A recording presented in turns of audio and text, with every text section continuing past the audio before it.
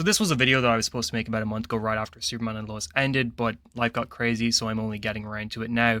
But Superman and Lois has had 4 seasons. All 4 of them can be talked about as some of the best seasons of comic book television of all time. There's one season that I'm not nearly as hot on as a lot of other people are. We'll talk about that season in a minute. But Superman and Lois as a whole was easily one of the best things to ever come out of the CW. During season 1, there was a time where there was this rumor going around that the season was funded half by HBO Max because people couldn't believe how good the quality was and just how good the show was in general, that a lot of people started making up excuses for why it was as good as it was and why it was better than the usual CW stuff. But no, the show was never funded by HBO Max. It was just a really good CW show. And I think the show, over the course of its 4 seasons, really solidified itself as the best take on Superman and the characters of Clark Kent and Lois Lane that we've ever seen on screen. Like, other places have done it really, really, really good as well, but I don't think anywhere has I don't know, I feel like Superman and Lois was different. It sort of felt like the definitive version of these characters once the show ended, in a way. And it's crazy to say that because the show feels like a complete story. It feels like we're with Clark Kent from the beginning of his life right to the end of it. And I think that also makes it feel like this show is a bit more personal, in that it feels like we're with him and we're with Lois Lane for their entire lives, which is something you don't really get with other adaptations of Superman, like take like the Christopher Reeve stuff or the Smallville stuff or the DCEU stuff. It feels like we're just with them for these tiny snippets of their lives, like we're seeing a slice of their life and not their whole lives. But before the ranking, just to mention to subscribe if you're not already, and if you are subscribed, a like and a share always helps. Anyway, let's rank some TV. So in 4th place, or last place, is Superman and Lois Season 2. And I've always had a bit of a gripe with this season. In general, I just have so much more issues with the whole season than I do with any of the other 3 seasons. Like, I think seasons 1, 3, and 4 can be my favorite depending on the day or depending on the circumstance, but season 2 is just clearly, in my opinion, the weaker season. I think the characters aren't as strong. I think the argument or drama scenes just feel like your usual CW stuff and don't feel like the usual greatness that Superman and Lois usually exudes. I think the overall main storyline and the villains are just a lot weaker than any of the other seasons. And I remember when the season first started, that everyone was like, Superman and Lois is so much better than the Arrowverse. Everything in the Arrowverse cannot compare to this show. And I'm a diehard Arrowverse defender, so I'm a little biased. But for me, season 2, I would point to this season and be like, season 2 of Superman and Lois doesn't even really touch the middling seasons of the Arrowverse, in my opinion. It slots in right around there. It definitely doesn't come anywhere close to like the best seasons of The Flash or the best seasons of The Arrow, at least to me. I just think in general it was a very underwhelming season of television, especially after how fantastic season 1 was. But I think one of my major issues with season 2 was the over-reliance on the broader storylines or the side characters, because in all of their seasons, they're present, but whatever storyline Lana or Kyle or Sarah are dealing with, it always ties into the major storylines that Clark or Lois and the Kents are dealing with. But in season 2, it felt very disconnected, and because it was disconnected, it meant that we go entire episodes where Clark and Lois were kind of just afterthoughts or not nearly as present, while we'd focus on like Kyle's cheating subplot or something like that. And it was during this kind of period of the show where I was like, I don't care if Kyle is cheating. I don't care if they're kind of doing this whole thing now. I'm much more interested in what's going on with Clark and Lois. And it's not like I have a problem with Kyle as a character or Lana as a character or anything like that. I think that their storylines can be really strong, but I feel like they are supporting characters for a reason, and their storylines should probably tie into what the main Kents are dealing with, because the show is called Superman and Lois. And I felt like in season 2, it was much more like Clark and Lois are over here doing their thing, Kyle and Lana are over here doing their thing, and it doesn't really connect. There's no like crossing over. There's no real connection with the storylines outside of a scene or two an episode where 2 of the characters will talk. And that was disappointing to me, and it made the overall season feel just very disjointed and very all over the place, and just in general, like the stories weren't as fluid or as well thought out as any of the other seasons. But also with like, I'm just using Kyle as an example. I'm sorry, it's not just him that my problem with this season was. But like, take the Kyle's cheating subplot, for example. That just felt very, very reminiscent to me of the standard CW forced drama or standard CW forced like love triangle scenes or whatever. Everyone always says the CW has this stuff in their shows, but Superman and Lois was always really good at sort of subverting those expectations and doing its own thing. Or if they were going to do an argument dramatic scene, they'd show why they're doing it differently. But then in season 2 of Superman and Lois, I feel like it just felt like standard CW forced drama, where it was like, okay, we need some sort of drama between Kyle and Lana. We need to break them up somehow. Okay, let's say Kyle's a cheater. Let's throw that in here. And I don't know, it didn't work for me. In terms of the villains, Ali just, in my opinion, was not a strong villain at all. The whole cult storyline, it didn't even live up to what the main storyline of every other season was about at all. But season 2 definitely, it wasn't all bad. The Bizarro Superman and Bizarro Lois stuff were really strong. Episode 10, which was like the entire Bizarro World episode, is one of the strongest hours of the show for sure. Like, there is still a lot of really solid stuff throughout the season, but just in general, I think the weak points are much weaker than the weak points in other seasons, but also that the weak points in season 2 are in more integral or main places, whereas like the weak points in seasons 1, 3, or 4 are in places that you can kind of be like, all right, that's not that big a deal. But in season 2, the weak points are in like, it's hard to ignore them sort of places, which that sort of brings down season 2 pretty heavily for me. So from this point on, I love all 3 seasons, but season 4 clocks in at 3rd place to me. And what drops it below the other 2 is unfortunately just stuff that was kind of out of the show's control. They were given a rushed 10-episode final season and having their budget and cast slashed. It meant that the season was lacking in some places that it could have improved on otherwise. Like, I feel like if this season had 13 episodes like season 3 did, or 15 episodes like seasons 1 and 2 did, then a lot of my issues about the season feeling rushed or not having enough time to flesh out certain ideas would have been fixed or would have went away. But season 4, you can really feel the lack of the supporting cast, and I feel like it was only once they were gone and once we'd go like 4 or 5 episodes without seeing, Lana or John Henry or something like that, that I really did feel the character's absence. Like, I was constantly saying to myself, oh, Lana should probably be in this scene. Like, why is Lana not involved in this? And then, the next episode, there'd be something big would happen. And I'd be like, John Henry should really be in this scene. Where is he? But I think one of my side issues with this season as well is they never really wrote it into the script that these characters were absent.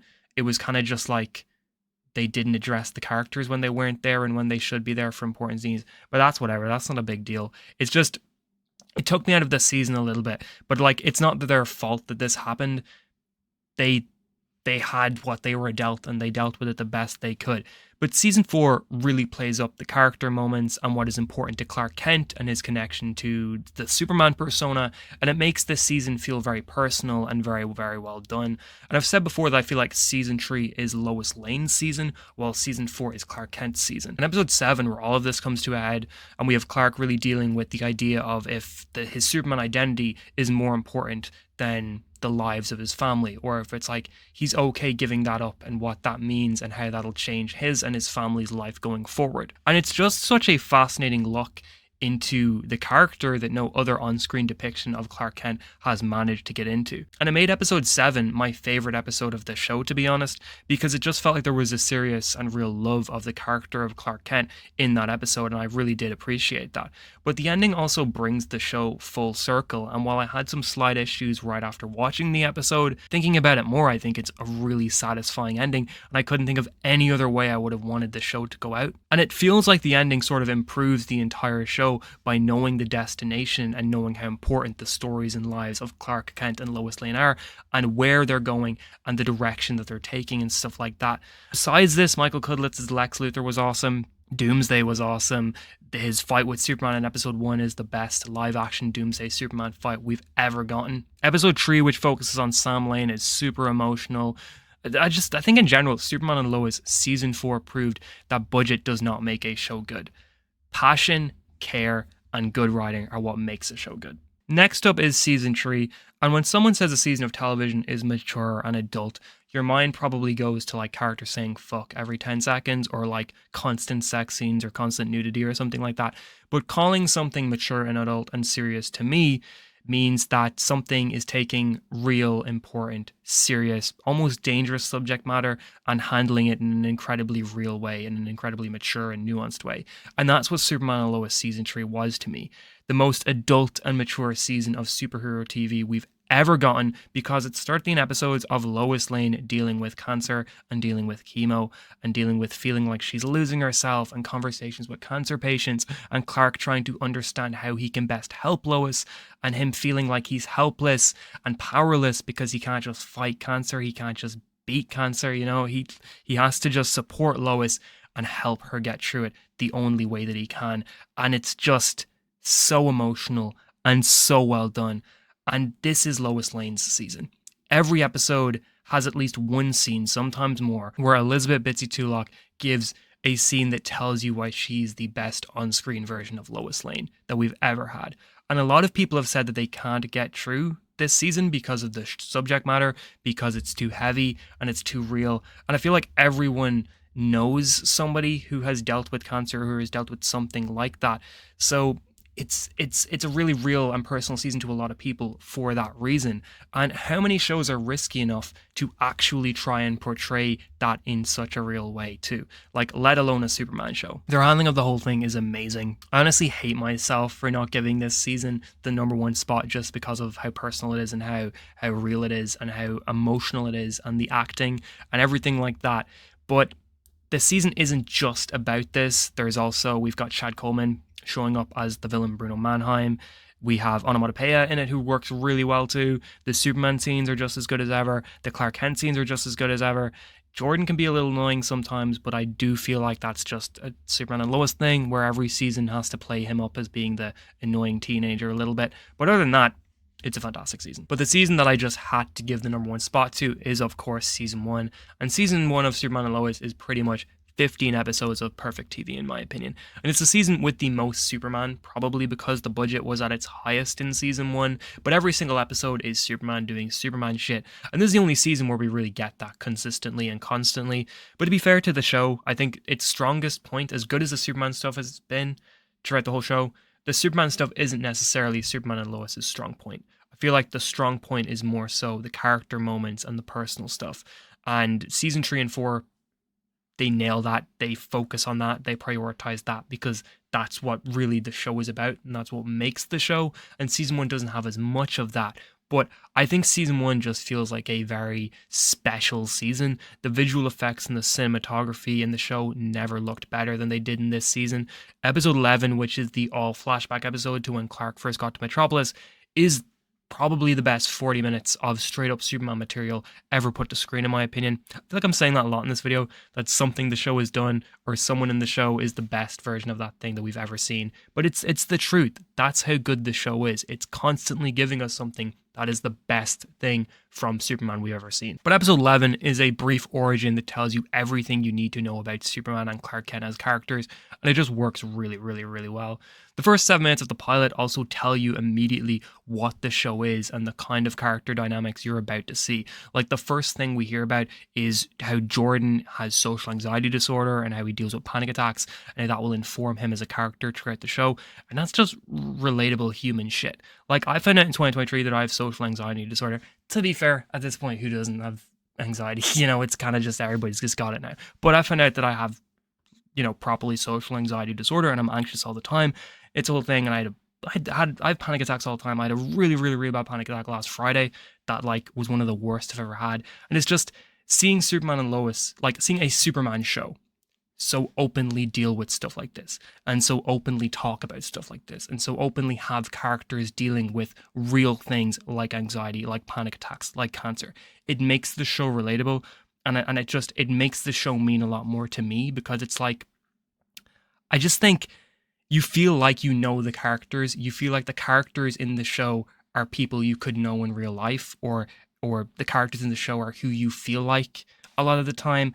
And I hate to say it, but I feel like for this reason, as good as the DCU is going to be, I feel like there's no way they can match how real and human Superman and Lois feels. I feel like we're never going to get another Superman project that feels like this, that really makes it feel personal, Because I think that the show just, at the end of the day, they knew that they wanted to be a human take on these characters, and kind of not ditch the alien stuff, not ditch the Kryptonian stuff essentially, but not make that the focus the way a lot of other Superman projects do, and just make the human stuff a focus, and talk about things that people daily go through, and it makes this show special.